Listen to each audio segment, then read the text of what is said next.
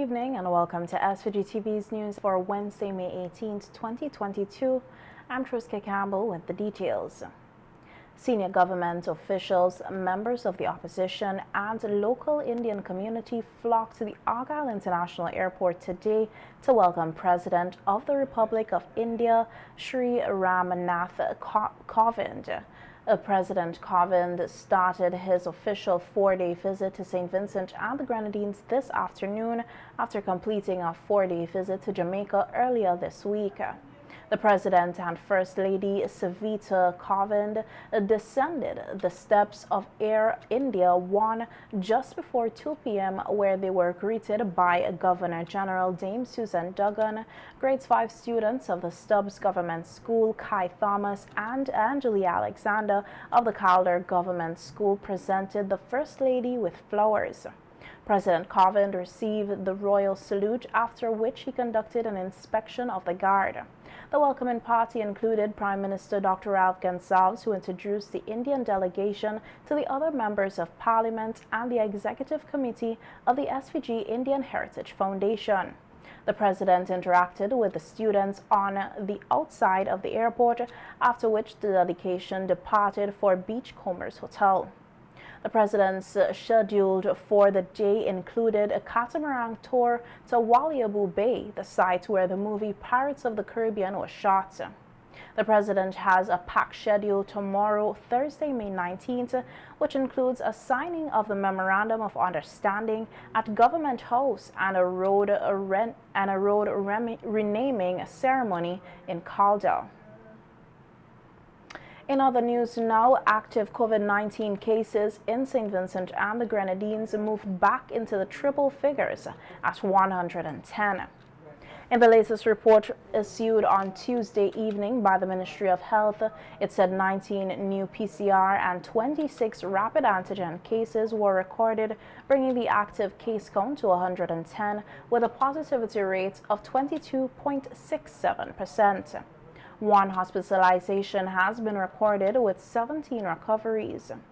Since the COVID-19 pandemic began, 106 people have died in St. Vincent and the Grenadines from the viral illness.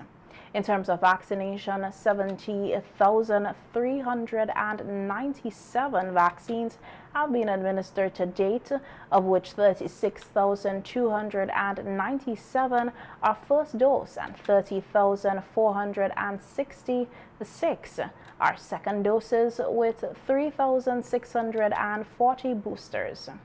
Despite the mask mandate remaining, public gatherings rules have been relaxed. However, individuals who come to the island without vaccinations must undergo testing and quarantine.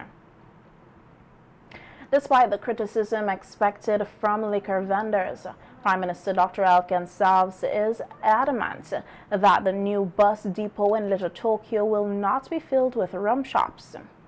Prime Minister Gonsalves announced plans for the rebuilding of that area, which houses the Wynwood route buses and a variety of rum shops and food stalls. He says a part of the debt relief deal secured with the government of Venezuela to St. Vincent and the Grenadines intends to make use of the $9 million debt payments, which had been sitting in the Alba Bank for some time, as international sanctions against Venezuela prevented the transfer of funds. Out of the $9 million, $5 million is being allocated for the upgrade of Little Tokyo. Prime Minister Gonsalves said there will be a limited number of rum shops in the area. They rebuilt Little Tokyo. There wouldn't be 30-something rum shops. It would be a place where there's a bus stop facility, but families must be able to go there with their children and young people and be able to move about and enjoy themselves and to have a range of goods and services on offer. Prime Minister Gonsalves said he also expects vendors will have to be moved when construction starts, and the urban development will decide where they will be relocated to. He adds he expects there will be a pushback from rum shop owners, but the final product will be one that is benefit to the public. I know some people who have the rum shops to say, well, come on, we're going to our rum shop. Well, I'm telling you, we might have to do a rum shop somewhere else. I'm not allowing 30-something rum shops there. I'm not allowing 20. I'm not allowing 10. And I know I'll get criticized for that. For the 30-something rum shop owners. Them might get people might go on social media and start to denounce me for that. At the end, when you see the product, if you only have 1 bar or 2 bars, but you have 34 other shops meaningfully, those is 34 other people, sometimes maybe people from their own family. The Ministry of Public Service, Consumer Affairs and Sports will next Tuesday launch the Employee Assistance Program Unit. A news release from the Agency for Public Information said the launch will take the format of an official ceremony at the Methodist Church Hall from 10 a.m., where there will also be a ribbon cutting at the unit, which will take place during the official ceremony. Prime Minister Dr. Afghan Savs and Minister of Public Service, Consumer Affairs and Sports, Frederick Stevenson, are expected to address the launching ceremony. The API said following this launch, the unit will begin operations in which public servants who are unable to effectively function on the job can access counseling services to mitigate the adverse effects that are hindering productivity. It said counseling services are provided for a wide range of issues, and public servants are encouraged to utilize these services, which are free of cost. A recreational hike with a group of friends turned into disaster when one hiker went missing on La Soufrière mountain. On Tuesday at dawn, a group of friends, some of them experienced hikers, trekked for more than 3 hours up the mountain's miles, however, turned to frowns when the group discovered that one hiker had not returned to the start of the summit. SVG-TV News understands that the hiker went missing after he suffered a fall and went unconscious. It was discovered that he had ventured from the established trail. The friends made numerous efforts to locate him, but with poor visibility on the mountain and no phone signal, the task was proving impossible. Police were called to the summit in the evening, at which time the hiker was deemed to be missing for 5 hours. However, lack of proper equipment and the loss of sunlight prevented law enforcement from making any headway on the rescue mission. A search party call was launched, and residents from the windward communities and experienced hikers responded. After 6 hours of search in the mountain, they were finally able to locate the hiker and bring him to safety. Our news team sat down today with 3 pioneers who mounted the rescue mission. In response to the criticism that has been heaped on the group of friends for hiking the volcano against the advice of local authorities, the 3 men, who all live in different communities, said they were all concerned about the hikers' well-being and thus responded quickly to the call for help, although it was late at night. Vincentians. And we have to help our fellow Vincentians, regardless of the situation. When it comes to saving lives, you shouldn't be saying something like that. Exactly. Okay, I think twice I heard that he couldn't walk and damage knee, so it need somebody like, help me on the mountain, so I prepare myself. I prepare myself for the journey. Map reading. We needed to combine the skills, Paul could read map very well. We needed to navigate through the mountains. What we had heard too is that he had fallen and hit his head and damaged his knee. Yes. That's what we were told. So we realized we needed, in that case, we had to have a lot of people to be able to lift the person. Unfortunately, that was not the case. He was able to walk with a few bandages from Ozari on his knee, with the manipulation. So he was able to walk. We had to give him manipulation multiple times because his legs, wasn't there at the top, at the summit. Because we bring him from out a ridge. When we get to the summit, he couldn't move. We had to spur him down. That's the other thing we didn't describe. We had to walk 3/4 of the way up to the top of Soufrière to get over to the ridge where he had gone, to come back down for about 2 hours back down to find him, and then reverse the whole process of bringing him back up 3/4 of the way of Soufrière and then back down to the car. The whole thing took 8 hours.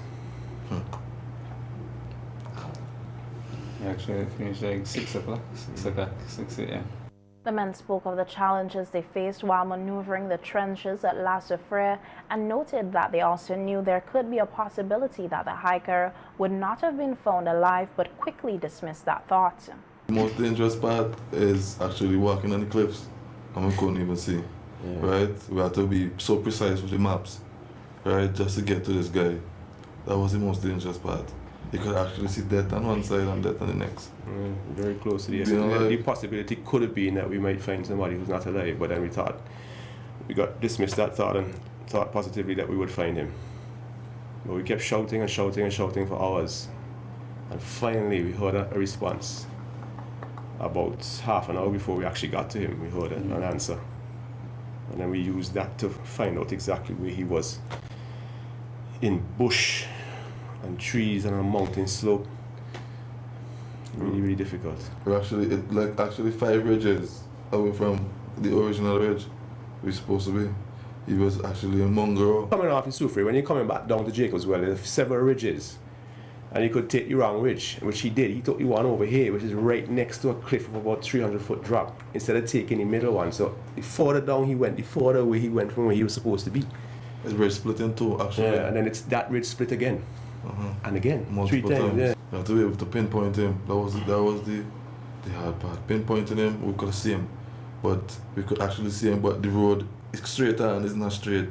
It's down and up, down and up. You know, but we were being over him all the time. We were being on top of him from the start. We could see him all around. And all this is in fog, in the dark, with flashlights reflecting off the fog, cobwebs. Bush, thorns, at some points mosquitoes. It did rain slightly, it didn't rain much, it rained slightly just as we found them. It rained for about 5 minutes, then it stopped. But that was fortunate. Following the incident on the mountain slope of La Soufrière volcano last evening, the National Parks, Rivers and Beaches Authority is reminding the general public that the trail to the volcano remains closed and persons who disregard the safety cautions in place are doing so at their own risk.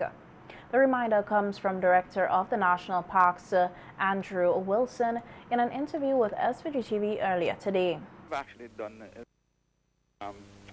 public service announcement is to indicate to persons that the site is actually still officially closed. So if you go on site, you will actually see the closure notice that is there. And if you also go on our website and our Facebook pages, you will recognize that we have issued notices. And I would have done also a release to highlight the fact that the site is closed and to emphasize the reason why we have advocated for it not to be used for hiking because of the safety issues, particularly in the upper last third of the trail, where we have areas that have a lot of loose material, eroded gullies, and obviously persons who use that particular area for the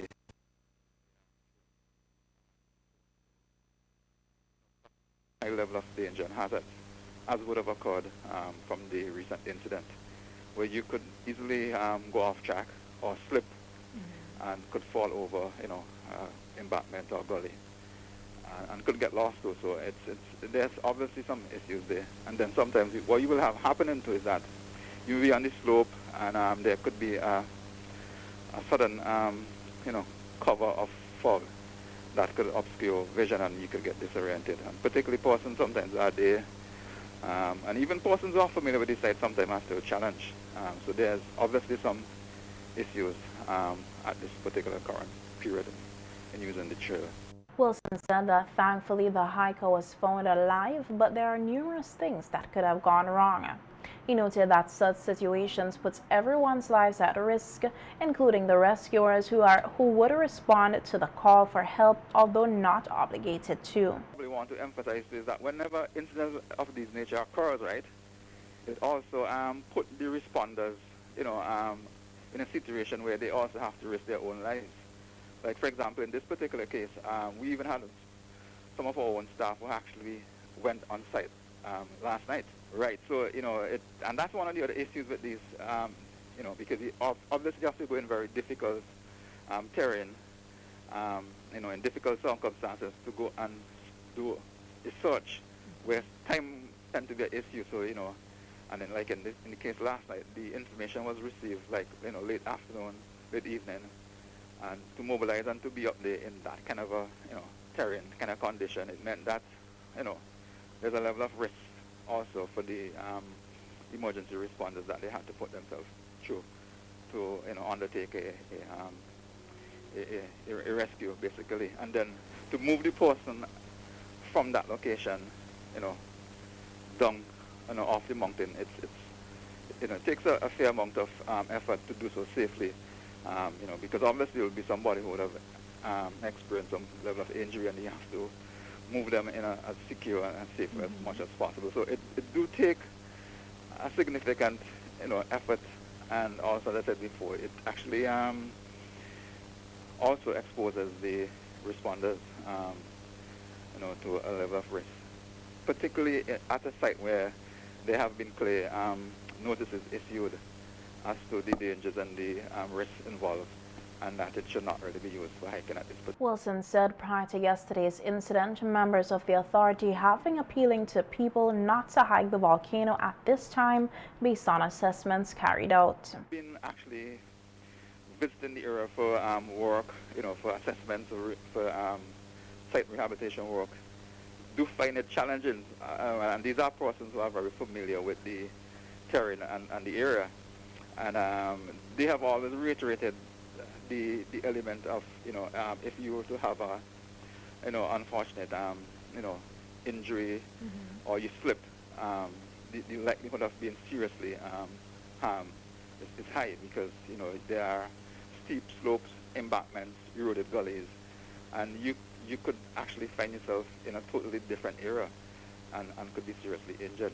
So to get even to some locations to find persons could be very challenging.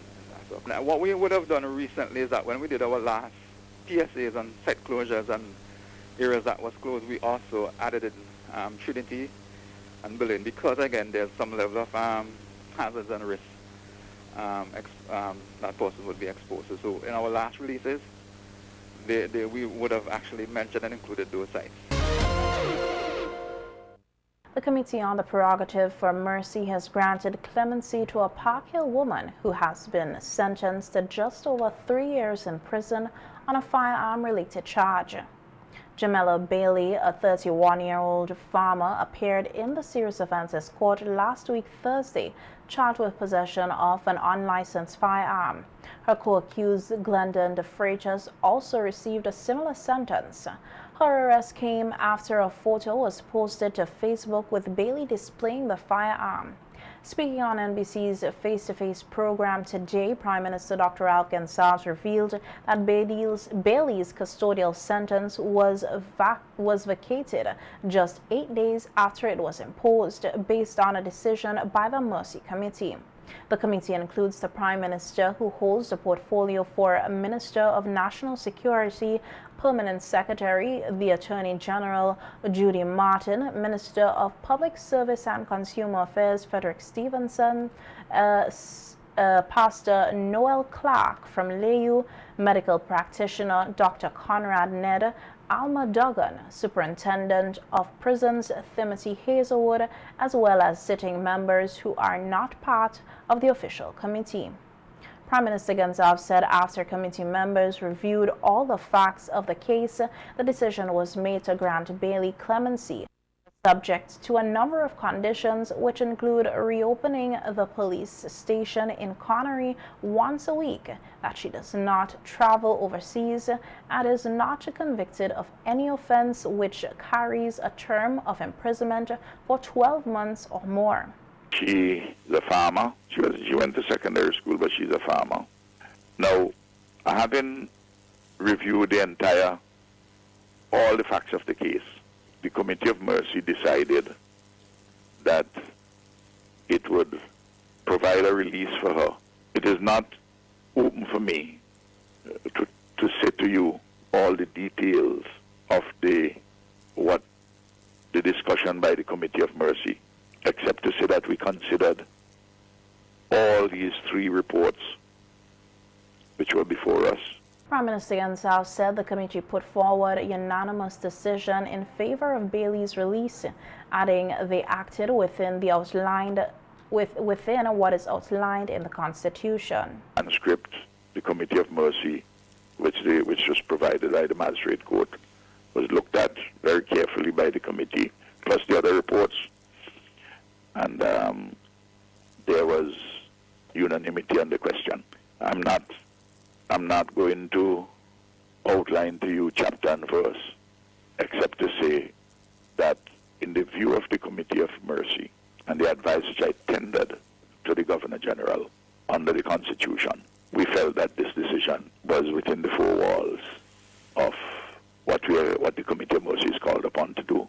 And I, as Prime Minister, felt that what I did in that regard was proper and correct.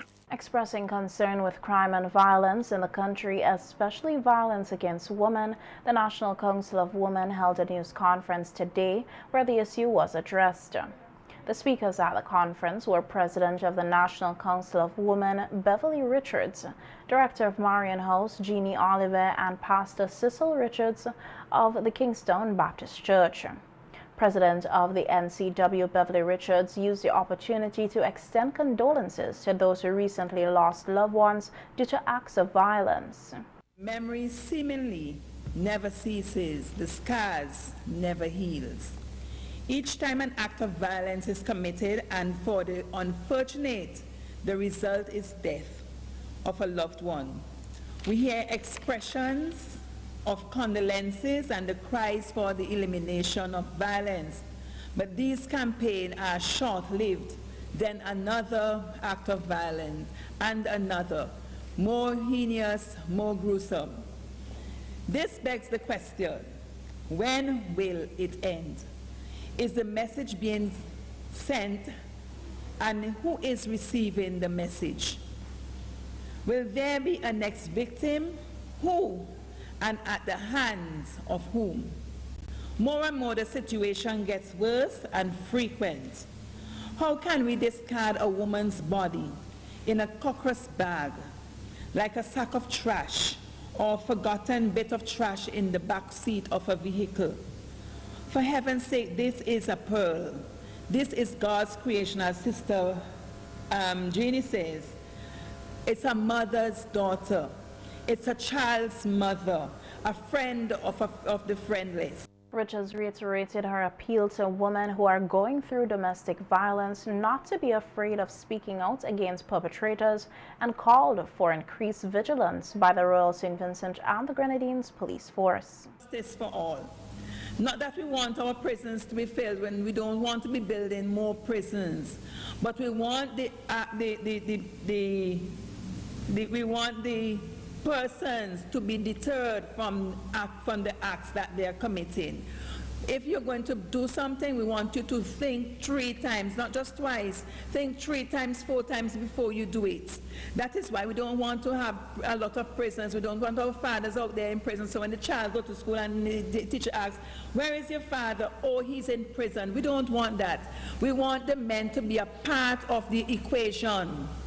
They are a part, because without the men we would not have had children.